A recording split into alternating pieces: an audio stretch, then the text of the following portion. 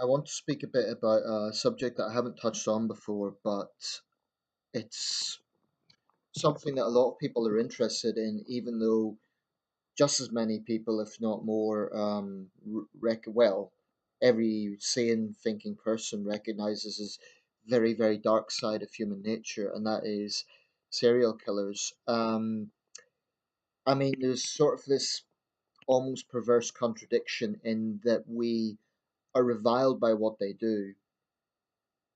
We see them as monsters, understandably so, and yet the interest is always there. It's very rare that people say, "Oh well, it's horrible what they do. Let's turn it off." There's this kind of, and I plead guilty to this. There's this interest that people have, even though they know it's repulsive and terrifying and all the rest of it. People have this curiosity. And I think it's always been that way. People have always been interested in the dark side of human nature. I mean, you could watch a horror film about some terrible serial killer or spree killer, and then you hear it on the news and you think, oh, that's awful, it's terrible for the family. So there's sort of a contradiction here, but that's human nature for you. Anyway, the specific documentary I was watching was by the channel Top Five. They've now taken to making feature length documentaries. And I think they've done a series on serial killers. And the particular video I've just watched was on Jeffrey Dahmer. I've been familiar with the Ted Bundy case. I've been familiar with the John Wayne Gacy case. I hadn't known as much about Jeffrey Dahmer, although obviously I knew the name. So I decided to check this out.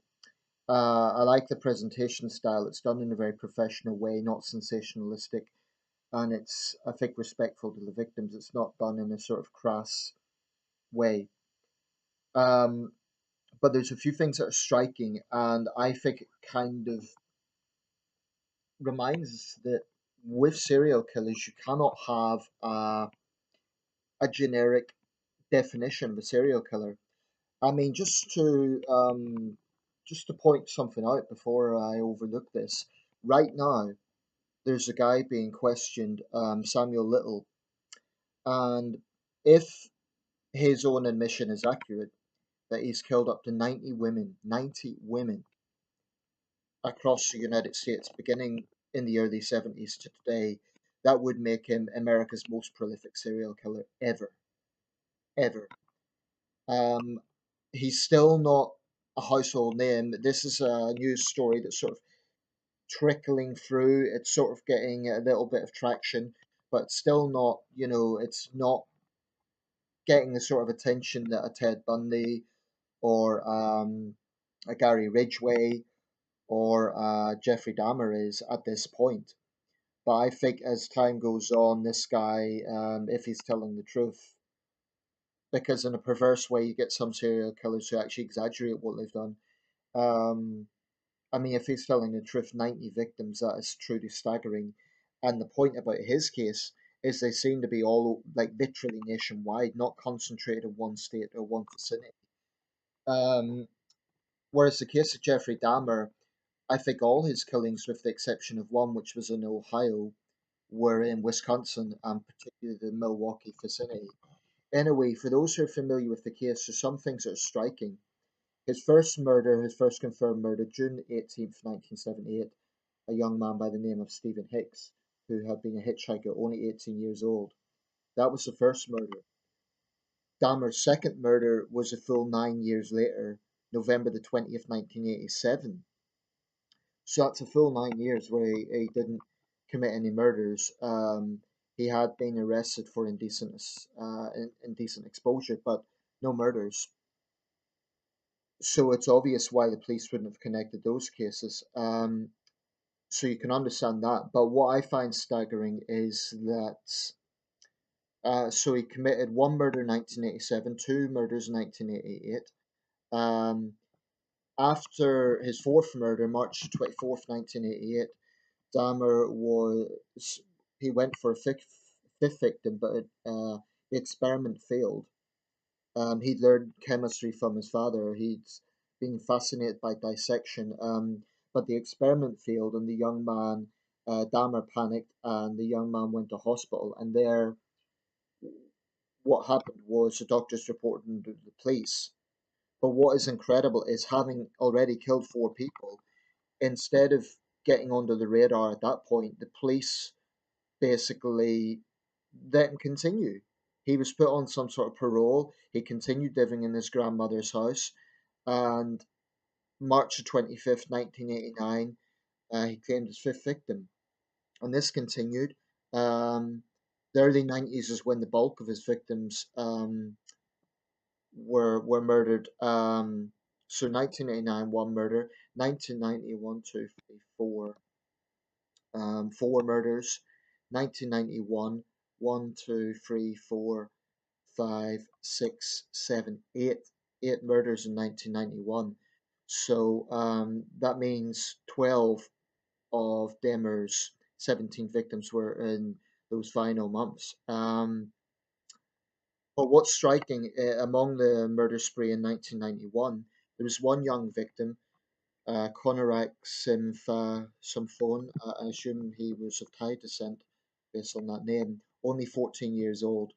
He was actually the younger brother of the boy Dahmer had assaulted in 1988. What's tragic about that case and damning for the police really is he had been drugged. He had hydrochloric acid injected into his brain, which had made him stagger, looking like he was drunk. And he'd actually, apparently, Dahmer had left the young boy unattended as he left the apartment to purchase beer. When he returned, he discovered Simphone naked and disorientated in the street. Three distressed young women attempted to assist him. Now, the documentary uses clips from the film. I think it was by the name of I Knew Jeffrey Dahmer or something like that.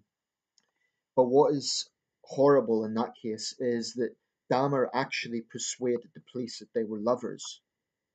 He brought them back to his apartment. He showed them photos that he'd taken of the young man naked.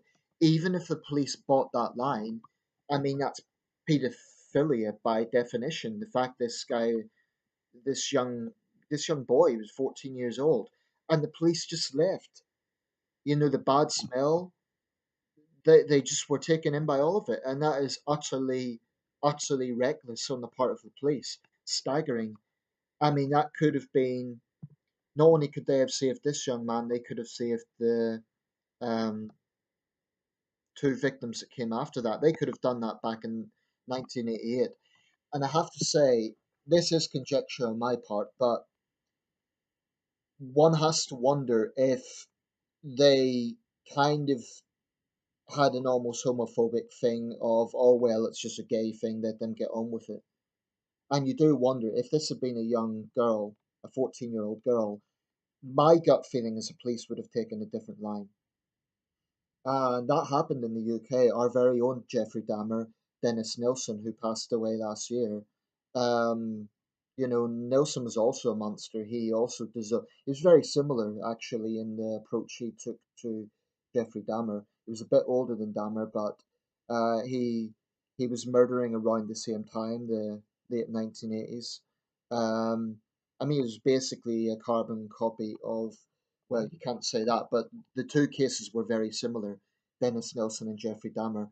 Um, and in Nilsson's case, again, a lot of his victims were young gay runaways, and the police basically, I won't say they completely turned a blind eye, but they were a bit blasé about it. And you do wonder, is that the case? More recently in the UK, we had another gay serial killer, Stephen Port, who killed four men in, I believe it was Essex.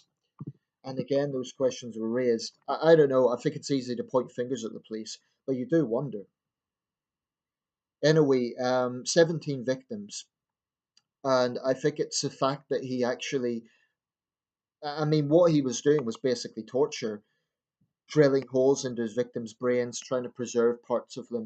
I mean, this guy was a complete monster. And for those who know the Jeffrey Dahmer case, he was bludgeoned to death in prison by another killer. And, you know, it's not often I condone vigilantism, but in Dahmer's case, You know, I don't think anyone would have shed a tear for him.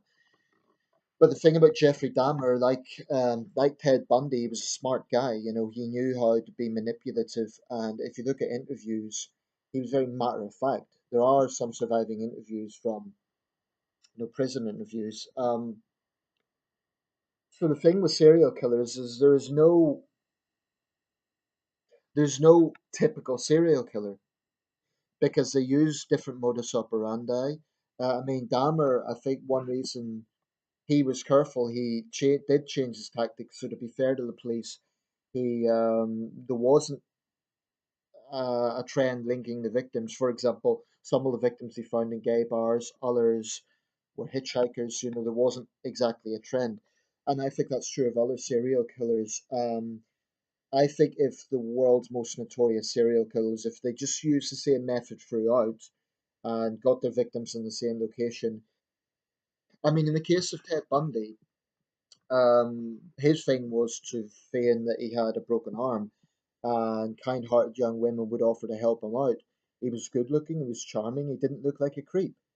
And this is the thing. I mean, these guys are not. They're not in some dark alley with a knife with a big scar down their face. They very often blend into society, and that's what I think is so terrifying. I mean, I don't know so much about the psychological side of things. I'm not a psychiatrist. That's something I haven't researched in depth. But one thing about serial killers is that there isn't a consistency. There isn't like, oh, this is a typical serial killer. That's what makes it so difficult. And the United States has, some of the most prominent cases, but you get them in other countries. Um, China last year, there was a guy that was known as the Jack the Ripper of China, which is kind of an overused cliche in my opinion, but he was killing around Gansu province. He killed something like 15 young women, and I'm not sure how he was caught in the end, but I think in his case it was something trivial like he hadn't paid taxes or anyway he was executed earlier this year. Because in China the period between incarceration and execution is very, very brief, whereas in the States they're on death row for years. Anyway, it's certainly a dark subject, but I recommend that documentary by Top Fives. It's certainly shocking. It's tragic that certainly some of these young men could have been saved. Um, I don't think they could have made a connection between the first case and the last had Dahmer not admitted it, but it's definitely eye opening.